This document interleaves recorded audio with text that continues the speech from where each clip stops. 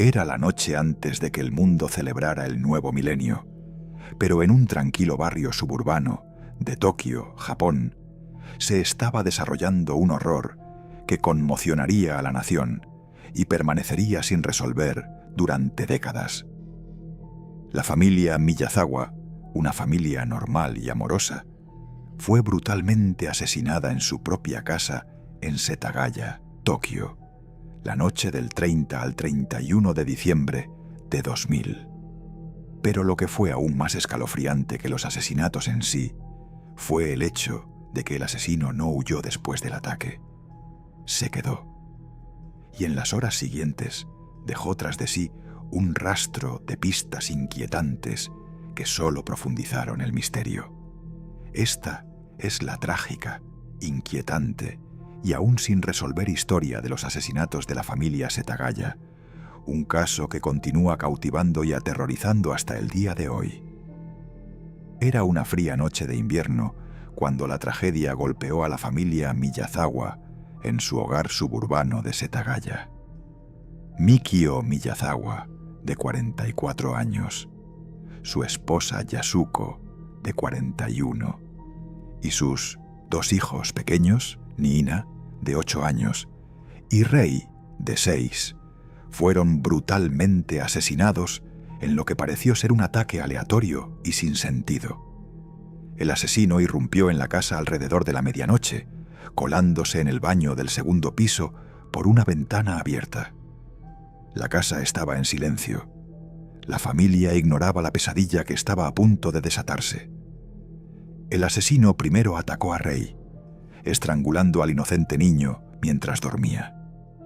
El asesinato del pequeño fue rápido, un final silencioso y aterrador en la noche. Mikio, probablemente perturbado por los sonidos que provenían de la habitación de Rei, subió corriendo las escaleras para intervenir. Pero lo que no sabía era que estaba cayendo en una trampa mortal. El asesino se volvió hacia él y lo apuñaló en la cabeza con un cuchillo de sashimi. La fuerza del golpe fue tan fuerte que parte de la hoja se rompió dentro del cráneo de Mikio. A pesar de sus heridas, Mikio se defendió, luchando por defenderse del brutal atacante, pero fue inútil. El asesino era implacable. Yasuko, la esposa de Mikio, fue la siguiente. El asesino la apuñaló repetidamente con el cuchillo de sashimi roto antes de rematar el ataque con otro cuchillo encontrado en la casa, un cuchillo santoku. La pequeña Niina, de 8 años, fue la última en caer. Fue atacada con la misma brutalidad que sus padres, apuñalada en un acto de violencia sin sentido. Tras la masacre de la familia, el asesino no huyó del lugar. En cambio, se quedó en la casa. Durante horas, deambuló por la casa de los Miyazawa, aparentemente provocando a la policía con su habilidad para pasar desapercibido, usando sus pertenencias y viviendo en su espacio. Este comportamiento inusual se convertiría en uno de los aspectos más inquietantes del caso. Usó la computadora de la familia, accedió a Internet e incluso comió. El refrigerador fue saqueado, con botellas de té de cebada y 4 helados devorados. Comió melón e incluso se sentó a relajarse. Curiosamente, no dejó rastro de sus acciones, como si intentara borrar cualquier evidencia que pudiera vincularlo con el crimen. En el baño, dejó sus heces sin tirar de la cadena, y había indicios de que incluso pudo haber echado una siesta en el sofá. Revolvió los cajones de la familia, tirando papeles y dinero al suelo, aunque, curiosamente, no se llevó mucho, solo lo suficiente como para sugerir que buscaba algo. No se trataba del dinero, ni de objetos de valor. Era algo más siniestro. Algunos creen que el asesino podría haber buscado algo específico, tal vez una conexión con la familia, o tal vez simplemente disfrutaba del caos que había creado. La escena del crimen en sí misma parecía contar una historia. La forma en que el asesino se movía por la casa tenía un aire inquietante, casi metódico. Aún más inquietante, había indicios de que el asesino se había curado las heridas con el botiquín de la familia. La sangre y los rastros de sus actividades parecían indicar que era un hombre tranquilo, un asesino que se sentía cómodo en la casa de sus víctimas. El ordenador de la familia ofreció otra pista inquietante. En la madrugada del 31 de diciembre, el asesino lo usó para conectarse brevemente a Internet. Desde la 1:18 de la mañana hasta la 1:23 de la mañana, la conexión a Internet estuvo activa. Esta prueba añadió una dimensión escalofriante al caso. ¿Cómo pudo el asesino permanecer allí tanto tiempo? ¿Y por qué se arriesgaría tanto usando un dispositivo que potencialmente podría vincularlo con el crimen? Pasaron las horas y a las 10:40 de la mañana, la madre de Yasuko, Haruko, llegó a la casa para ver cómo estaba su hija tras no poder contactarla por teléfono. Descubrió los cuerpos de forma horrible. La conmoción y el terror de Haruko eran palpables al encontrarse con la brutal escena del asesinato de su hija. Su rápida reacción la llevó a llamar a la policía, pero para cuando llegaron, el asesino ya se había ido sin dejar rastro. La policía inició una exhaustiva investigación y encontró numerosas pistas que parecían indicar la identidad del asesino. Sin embargo, no lograron resolver el caso. El asesino había dejado su ADN, huellas dactilares e incluso sangre en la escena, pero ninguna de ellas coincidía con ningún perfil criminal conocido en la base de datos. La investigación parecía estancada. Comenzaron a surgir teorías sobre la identidad del asesino.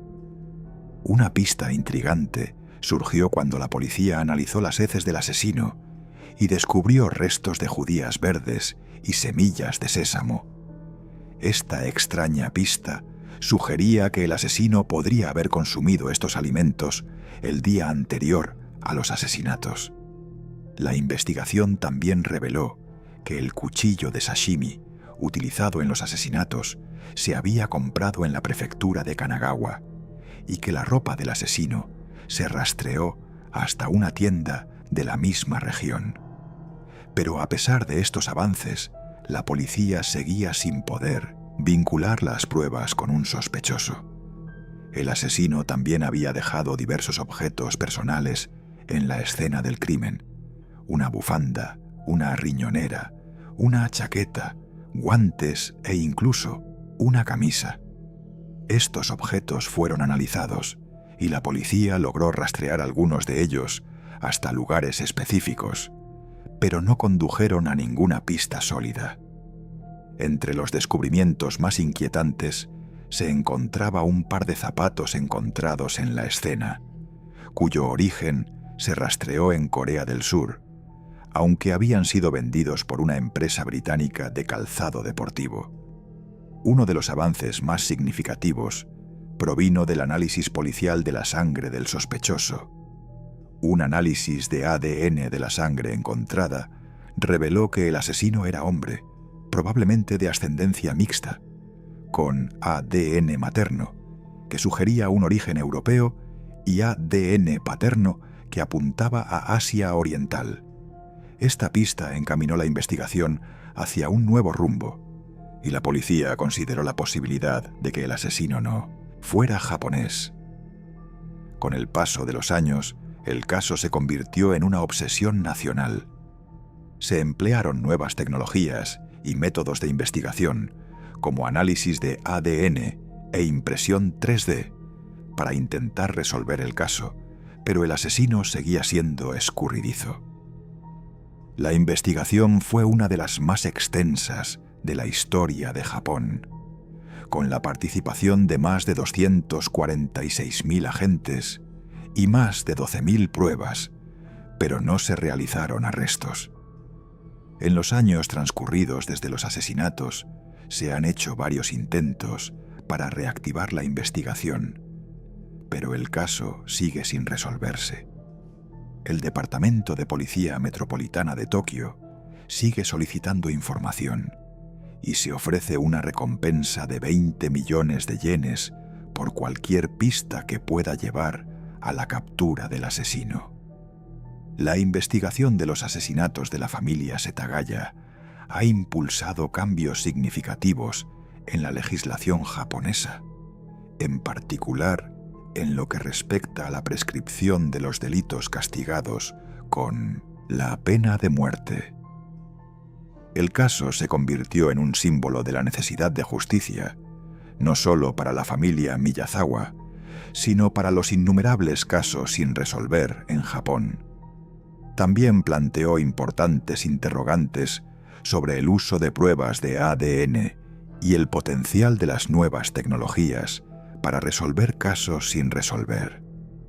A pesar del paso de los años, la búsqueda del asesino continúa. Los asesinatos de la familia Setagaya nos recuerdan que incluso los crímenes más atroces pueden quedar sin resolver.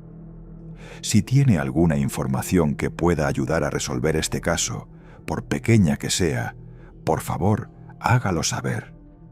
El Departamento de Policía Metropolitana de Tokio sigue buscando pistas activamente y hay una recompensa sustancial por información que conduzca al arresto del asesino. La trágica historia de la familia Miyazawa es un inquietante recordatorio de la fragilidad de la vida y la oscuridad que acecha en los lugares más inesperados. ¿Descubriremos alguna vez la verdad? Solo el tiempo lo dirá.